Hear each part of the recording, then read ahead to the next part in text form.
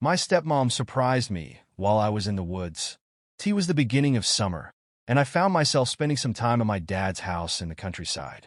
After completing my second year of college, I needed a break from the daily grind. The woods behind the house had always been my favorite retreat, a place of quiet, peace, and reflection. That day started like any other. I woke up early, eager to take a hike through the woods. The birds chirped, and the soft breeze made the trees dance. Everything felt serene, as if time had slowed down just for a moment. As I ventured deeper into the woods, following a familiar path, I reached a small clearing. It was my usual spot to sit and think, to let my thoughts wander. Unexpectedly, I heard footsteps behind me. When I turned around, I saw my stepmom, Clara. Clara, despite being in her late 50s, was youthful and vibrant. She was strong, kind, and had always been a calming presence in my life. Since she married my dad a few years back, we hadn't really connected, but it wasn't because of any animosity. It was just that we had different lives. "Mind if I join you?" she asked with a soft smile. I shrugged, trying to hide my surprise. "Sure, if you want." We sat together in the silence of the woods, listening to the rustling leaves and the chirping birds.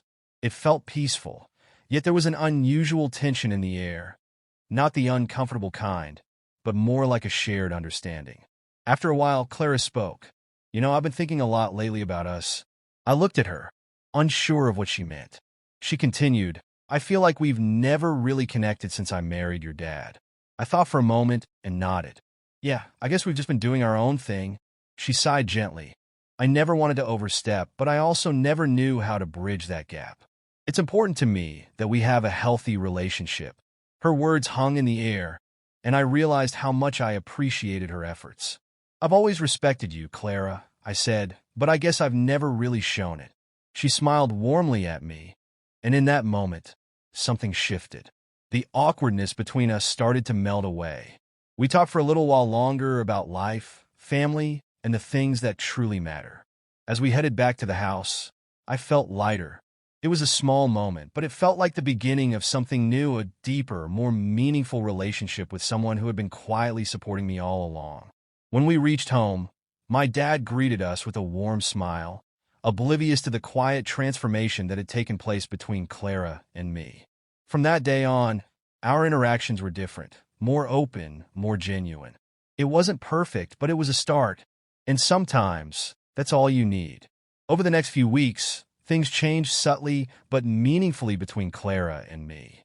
We didn't talk about it directly, but there was an unspoken understanding that we were both trying harder. Little moments of connection started to replace the quiet distance that had existed for so long. One afternoon, I was helping my dad with some yard work. Clara came out to bring us some cold drinks.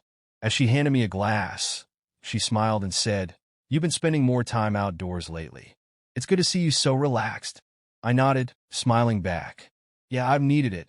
College has been intense, and it's nice to just breathe out here." She looked out at the woods, her face thoughtful. "This place has that effect. It's like the world slows down when you're surrounded by nature." We talked a little more about the peacefulness of the countryside, about how lucky we were to have this sanctuary away from the busyness of life. It was simple conversation, but it felt different, more natural, more real. That evening, after dinner, I decided to take another walk through the woods. This time, Clara joined me without hesitation. We walked in companionable silence for a while, the soft sounds of nature filling the space between us. After a while, Clara spoke up. "I've always admired your resilience, Chris.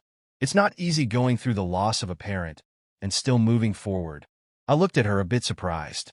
We'd never really talked about losing my mom, and hearing her acknowledge it caught me off guard. "Thanks," I said quietly. "I guess I never really thought about it like that. I just try to keep going." She nodded. "I understand. Your dad's the same way. He's strong, but I know it hasn't been easy for him either." We paused at the edge of the clearing where I often sat. The setting sun cast a warm glow through the trees, and for a moment, it felt like we were in a world entirely our own. Clara turned to me and smiled softly. "I hope you know that I care about you, Chris. I may not be your mom, but I'm here for you, whenever you need." Her words touched me deeply. For so long, I had kept her at arm's length, thinking that no one could fill the void my mom had left. But in that moment, I realized that Clara wasn't trying to replace her. She was simply offering her support, her care. "Thank you," I said, feeling a sense of peace that had been missing for a long time. "That means a lot." We walked back to the house together, the connection between us stronger than it had ever been. It wasn't about filling a void anymore. It was about building something new.